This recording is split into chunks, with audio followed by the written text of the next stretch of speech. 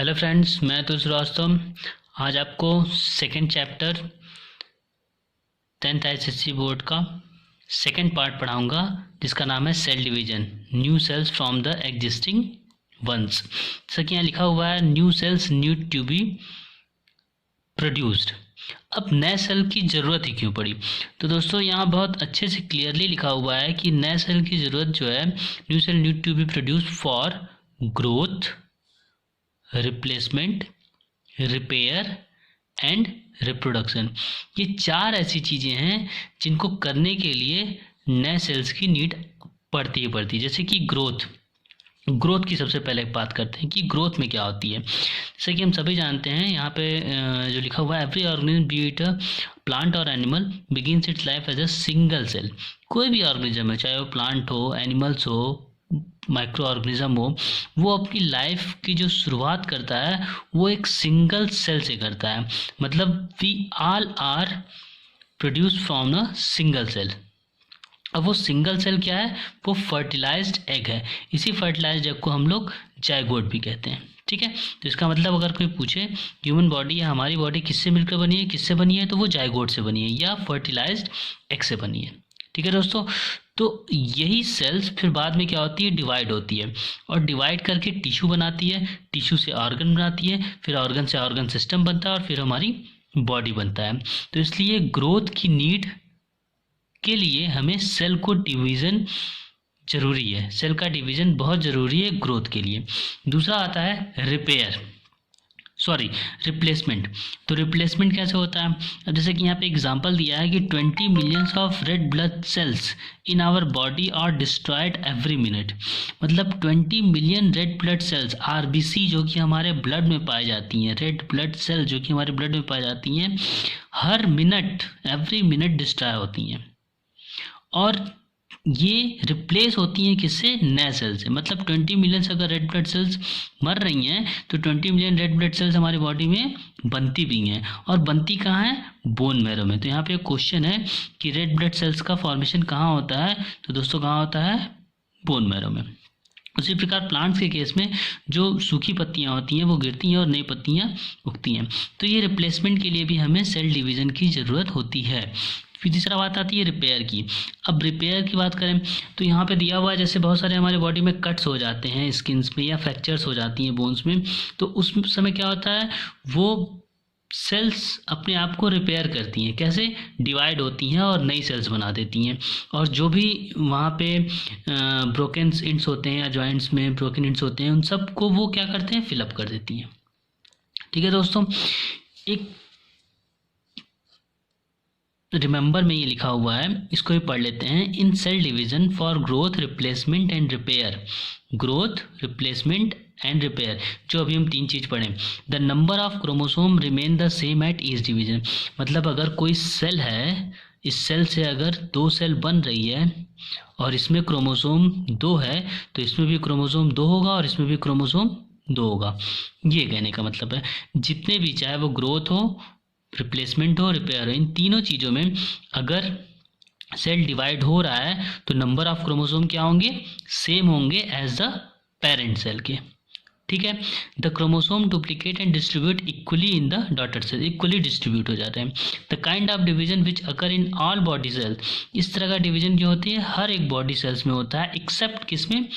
Egg producing oocyte में नहीं पाया जाता है। oocyte जो कि ओवरीज में होती हैं, oocyte से क्या होता है? एग प्रोड्यूस होता है। और स्पर्म प्रोड्यूसिंग स्पर्मेटोसाइट, मतलब स्पर्मेटोसाइट एक सेल है और oocyte जो सेल है, इन दोनों में ये ऐसे डिवीज़न नहीं होते हैं जिसमें कि क्रोमोसोम नंबर सेम रहे।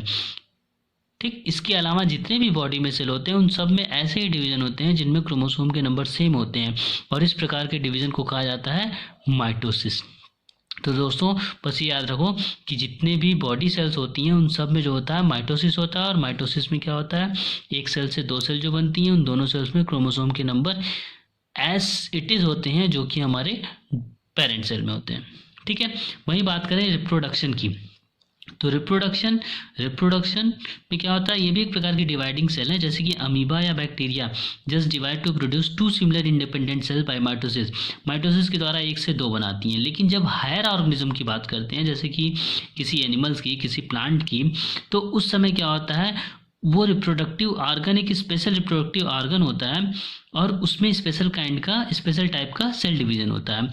जो डिवीजन उन रिप्रोडक्टिव ऑर्गन्स में होते हैं उसको बोलते हैं मियोसिस। ठीक, अगर रिप्रोडक्टिव ऑर्गन में कोई सेल डिवीजन हो रहा है तो वहाँ पे मियोसिस हो रहा है। जैसे कि यहाँ पे हम लोग बात की थी oocytes, तो oocytes क्या एक रिप्रोडक्टिव ऑर्गन है जो कि ओवरीज में पाया जाता है। स्पर्मेटोसाइट्स एक सेल है जो कि टेस्टिस, ये क्या है, हमारा रिप्रोडक्टिव ऑर्गन है। तो यहाँ पे जो सेल डिवीजन होता है ये मियोसिस है, ना कि माइटोसिस है। ठीक है दोस्तों, और जैसा कि यहाँ लिखा हुआ है to produce sperms and egg, ये आगे की लाइन है, the sperms and egg receive only half the number of chromosome of their parent cell. और ये क्या करते हैं, ये अपने पेरेंट्स का केवल half number of chromosome receive करते हैं। ठीक, that is 1 chromosome from each pair. इसको समझने के लिए यहाँ पे देखिए, ये काइंड ऑफ सेल्स दिया हुआ है, ये क्रोमोसोम दिया हुआ है। बॉडी सेल की बात करते हैं, ये मैन है, ये वुमेन है। ठीक, आदमी औरत। बॉडी सेल्स की बात करें तो 23 पेयर्स ऑफ बॉडी क्रोमोसोम होते हैं ह्यूमन में, चाहे वो मैन हो चाहे वुमेन हो, 23 पेयर्स ही होते हैं।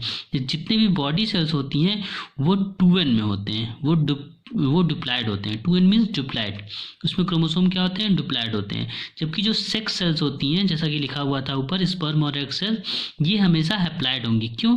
क्योंकि ये जो अपने पेरेंट सेल्स हैं, इनकी स्पर्मेटोसाइट्स फॉर द स्पर्म और oocytes फॉर द एग, ये क्या करते हैं, अपने पेरेंट से केवल half number of chromosome he receive किए हैं, इसलिए ये हैप्लाइड होंगे। तो दोस्तों याद रखिएगा कि सेक्स सेल्स हमेशा हैप्लाइड होती हैं, जबकि बॉडी सेल्स, सेक्स सेल्स के अलावा जो भी सेल्स हैं वो सब क्या होती हैं, वो डिप्लाइड होती हैं।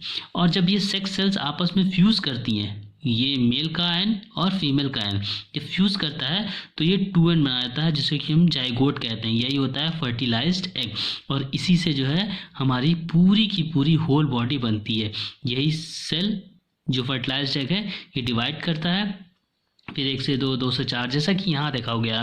ये देखिए फिगर बहुत अच्छा दिखा है। A 4 day old human embryo containing 16 cells, ये 4 दिन का एम्ब्रियो है।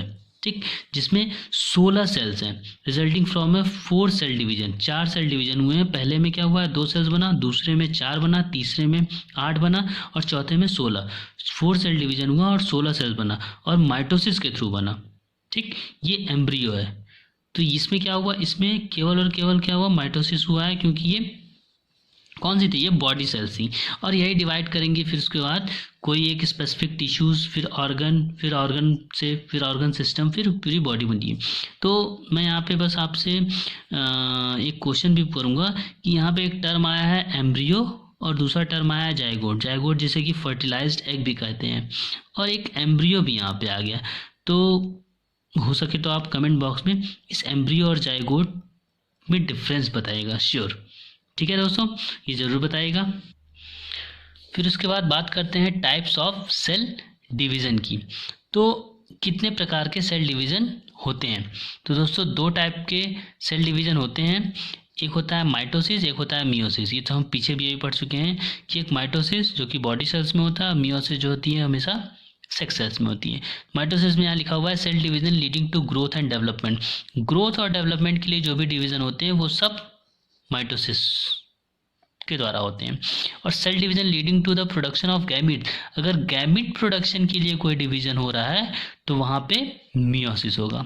फॉर द गैमीट जो डिवीजन होते हैं वो मियोसिस के द्वारा होता है, for the growth and development वो क्या होता है, माइटोसिस की बात होती है। अब हम बात करेंगे माइटोसिस की। अब माइटोसिस की बात हम लोग दूसरे वीडियो में करेंगे। तब तक के लिए thank you so much for watching this.